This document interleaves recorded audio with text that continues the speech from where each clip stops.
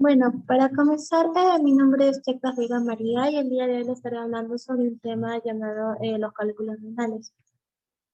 Para empezar, lo he dividido en cuatro partes, en un concepto y definición, en una fisiopatología, en causas y en un tratamiento. Primero debemos saber qué son los cálculos renales.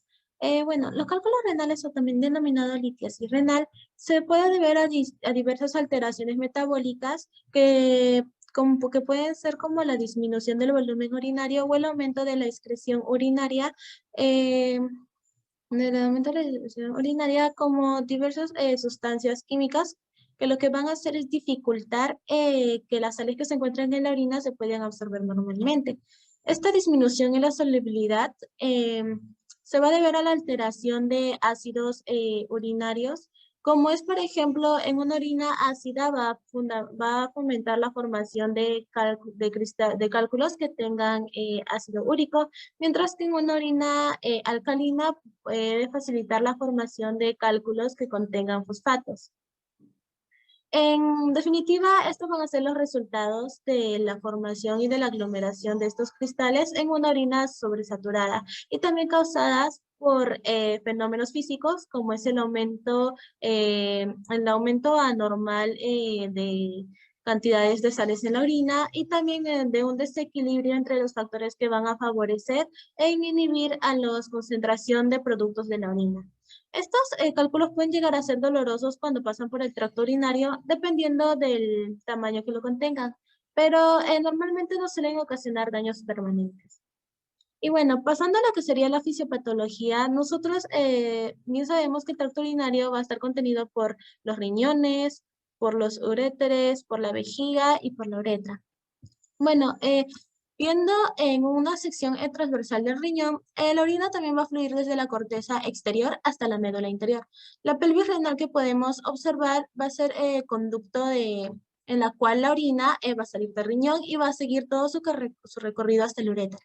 Mientras la orina pase a través de los riñones, esta puede llegar a volverse concentrada y cuando esta se vuelve concentrada, el calcio, los sales de ácido úrico y otras sustancias químicas se pueden cristalizar, formando así una piedra en el riñón o un cálculo renal. Usualmente el cálculo llega a ser del tamaño de una piedra pequeña, pero los uréteres que son muy sensibles al estirarse y cuando se forman piedras y se dilatan, el estiramiento puede llegar a ser muy doloroso. Frecuentemente es posible que las personas se enteren que tienen estos cálculos renales hasta que sienten los síntomas dolorosos ocasionados por un cálculo atorado en alguna parte del tracto urinario. Afortunadamente, cuando los cálculos llegan a ser de un tamaño muy pequeño, regularmente pueden salir de los riñones a través de los uréteres por sí mismos sin causar ningún problema. Sin embargo, los cálculos pueden volverse un poco problemáticos cuando bloquean el flujo de la orina, como podemos observar en la imagen. También se le pueden llegar a denominar como un cálculo renal o un asta de ciervo o cálculo coraliforme, el cual va a obstruir todo el riñón. En la mayoría de las ocasiones, estos compuestos van a estar compuestos de fosfato, amónico, magnesio, como es el estrobita, y además de materia orgánica, fosfato cálcico o uratroamónico, entre otros. En cuanto a la composición, lo podemos dividir en cálculos cálcicos y cálculos no cálcicos. En los cálculos cálcicos podemos encontrar lo que sería el oxalato cálcico, que va a estar representado en 52% de los cálculos. También encontramos al fosfato, que va a estar representado en un 13%. Y también encontramos a los mixtos, que pueden ser tanto el oxalato como el fosfato cálcico, ¿no? Representados en un 15%. Luego también tenemos lo que serían los cálculos no cálcicos, en el cual vamos a encontrar lo que sería el ácido úrico, que va a estar representado en 8%. Encontramos a la estrubita, que va a estar representado en un 4%, y que también va a estar formado por oxalato y fosfato. Y también, por amonio y magnesio, es en la estrubita. Y la cistina, que va a estar representado en un 8%. Como podemos ver en la imagen, encontramos, va a haber diferentes tipos de uliasis renales, o sea, dependiendo del tipo de cristales que entran en su composición. Y esto, como podemos observar, está el oxalato de calcio hidratado, el oxalato de calcio monhidratado y el fosfato de calcio hidrogenado entre los más comunes de cálculos cálcicos. Y bueno, también van a existir componentes cristalinos diversos, como ya los mencioné, el ácido úrico, que es un cristal que tiene una forma rectangular, como podemos observar. Encontramos la cistina, que son cristales de una forma bastante característica, una forma hexagonal. Y también encontramos lo que sería la estrubita, que son cristales que se van a presentar también normalmente cuando hay infecciones urinarias y así a repetición, ¿no? Y bueno, ya para la formación de estos cálculos vamos a tener que tener un desequilibrio entre los factores que van a fomentar su formación y los que lo van a inhibir. En cuanto a los trastornos metabólicos, vamos a encontrar lo que sería la hipercalciuria, que tiene un aumento de calcio. Vamos a encontrar la hiperuricosuria, que es un aumento de niveles de urea y que pueden ser debido a enfermedades de la gota, de tratamientos con quimioterapias y también por altas ingestiones de purinas. Y entre otras patologías como la cistinuria. Entre los factores que van a fomentar la inhibición de los cálculos, vamos a encontrar al zinc, vamos a encontrar al citrato, al magnesio, al pirosfato, a la nefrocalcina, que es secretada por el túbulo contorneado proximal, que va a romper los enlaces de los cristales de oxalato. También vamos a tener a la proteína de Tormes-Horlat, que va a estar secretada por el túbulo contorneado distal y por el asa de Henle, y que también va a fomentar la ruptura, la destrucción de estos enlaces de oxalato, ¿no? También tenemos que tener en cuenta, tenemos que saber que la orina va a ser una sustancia dinámica para que pueda ocurrir la formación de estos cálculos. Debemos tener en cuenta que estos solutos van a aumentar su concentración, después se van a precipitar y se van a unir. Uno de los elementos que van a fomentar estos niveles de precipitación, como podemos observar, va a ser el pH. Por ejemplo, a niveles de menores de 5,5 de pH va a fomentar la formación de cristales de ácido úrico y a niveles mayores de 6,2 alcalino de pH van a fomentar la cristalización de la estrubita. Una de las situaciones que fomentan la generación de esos cristales son las infecciones urinarias, sobre todo para bacterias que van a dar negativos o positivos. Porque estos van a tener la capacidad de metabolizar la urea y formar amoníaco, lo que va a permitir una mayor alcalización de la urea. Una vez que ya tenemos a una orina súper concentrada, va a haber dos situaciones, ¿no? Una disminución de la diuresis o por un aumento de la secreción de estos solutos. Cuando estos cristales se precipitan y se juntan, van a formar lo que es conocido como el núcleo. En cuanto al núcleo, vamos a encontrar a un núcleo homogéneo y a un núcleo heterogéneo. El núcleo homogéneo quiere decir que va a presentar la misma estructura química, y en el heterogéneo que van a formar núcleos con distintas sustancias químicas. A la vez podemos encontrar materias orgánicas que van a estar adheridas y otras impurezas. A medida que este núcleo se va formando, se va a agregar más cristales, aumentando su tamaño del cálculo.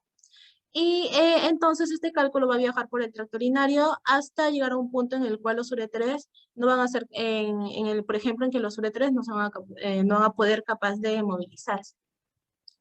Una vez que esto ocurra, en sí el uréter se va a llegar a inflamar, y esta inflamación va a generar que el uréter se empiece a contraer. Una vez que el uréter se empieza a contraer, lo que sería para poder expulsar este cálculo va a generar un estado de hiperperistalismo que va a generar que aumenten los niveles de ácido láctico, y cuando estos niveles de ácido láctico aumentan, va a producir una irritación de las fibras nerviosas A y de las fibras nerviosas C, lo cual va a llevar al sistema nervioso central produciendo el dolor, y este dolor lo vamos a llegar a conocer como sería el cólico nefrítico. Y bueno, entre lo que serían las causas, factores que van a inhibir van a influir a la aparición de cálculos renales, vamos a ver antecedentes infamiliares, que van a ser probable que se desarrollen los cálculos si un familiar nuestro lo ha sufrido antes, y también existe una condición que puede multiplicar por 3 el riesgo de padecerlo.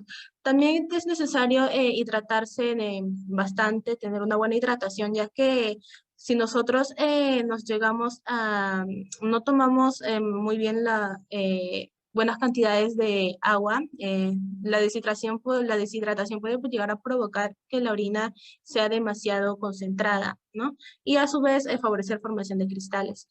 También tenemos lo que serían las infecciones del tracto urinario, en la cual, y algunos trastornos renales, la cual que pueden ser enfermedades como quísticas del riñón, nefrocalcinosis, que es el exceso de calcio en este órgano, y también defectos de nacimiento como el riñón con médula en esponja o la herradura, y entre otros.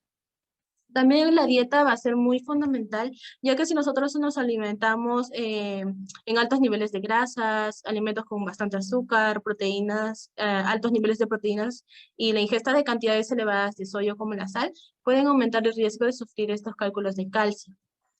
También en trastornos metabólicos que van a ser derivados de algunas enfermedades genéticas, como la cistinuria, que ya lo mencioné, como la hiperurexaluria primaria o la fibrosis quística, entre otras, que en las concentraciones de sustancias en la orina se van a ver alteradas, y es por ello que se va a producir la concentración de cálculos.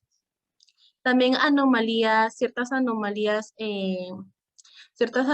en las vías urinarias, como es estrechamiento, dilatación, padecer una obstrucción en la unión del uréter con el riñón, ¿no? Que son anomalías que van a obstruir el flujo urinario, ¿no? También van a hacer la formación de estos cálculos. Y también vamos a encontrar otras enfermedades, como la enfermedad de la gota, afecciones de las glándulas tiroideas o paratiroideas, de carácter gastrointestinal, como la enfermedad de Crohn, y entre otras que también van a fundamentar el riesgo de padecer estas piedritas, ¿no? Estos cálculos. También como la obesidad, diabetes mellitus van a influir bastante. Y bueno, en cuanto al tratamiento, va a consistir en tratamiento farmacológico y en uno quirúrgico. En el farmacológico vamos a encontrar medicamentos que son más utilizados, como son las tiazidas y las pseudotiazidas, al citrato alcalino y al alopurinol. Entre las tiazidas y las pseudotiazidas van a disminuir la eliminación de calcio en orina en pacientes con hipercalciuria, ¿no? Los efectos pueden provocar efectos secundarios como diabetes, enfermedad de gota, ¿no? Disfunción eréctil y entre otras. En cuanto al citrato alcalino, como es el citrato sódico y el citrato potásico, estas lo que van a hacer es aumentar el citrato en la orina en pacientes con bajo nivel de citrato. Es que ya que el citrato va a ser un inhibidor del crecimiento y agregación de los cristales en la orina, y también va a formar complejos, ¿no? Con el calcio y el fosfato disminuyendo estas sustancias en la orina. También puede llegar a aumentar el pH de la orina, ¿no? O sea, alcalinizada, y otras sustancias alcalinizantes utilizadas como el bicarbonato de sódico y el potasio. Y por último, también tenemos a lo que sería el alopurinol, que va a disminuir los niveles del ácido úrico. En ocasiones, los cristales de ácido úrico son el núcleo a partir del cual estas van a agregar cristales cálcicos para poder formar cálculos cálcicos.